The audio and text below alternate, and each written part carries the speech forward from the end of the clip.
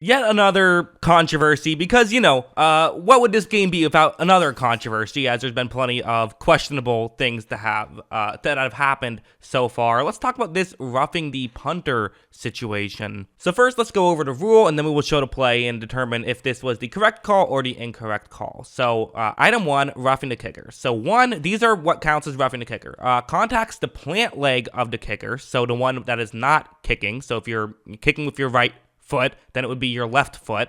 The other one is slides into or contacts the kicker when both of the kicker's feet are on the ground. So you cannot have severe contact once the kicker is done kicking. Once their foot is down, that is roughing the kicker. Running into the kicker would be if you kick the foot that is airborne, or if you don't give him space to land. Basically, that's the difference between the two. However, there's one note which, if you Google it, it doesn't actually say on the main page. You have to go into the actual rule book to check it out, which I always do because every now and then they have one of these things. The note that's important to mention is any unnecessary roughness committed by defensive players is roughing the kicker or holder. The severity of the contact and potential for injury are to be considered. So that's a note which basically says if the referee feels like it's unnecessary roughness, then it is also roughing the kicker.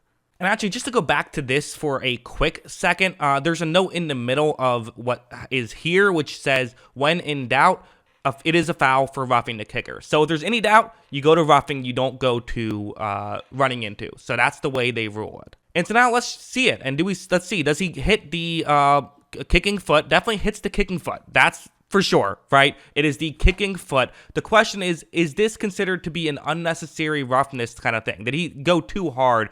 It looks like from this angle, he gets pushed into a punter. It's not as bad when you see a different angle. This is the different angle where you see that, while it's a little bit of a push, it looked like it was kind of an attempt to block.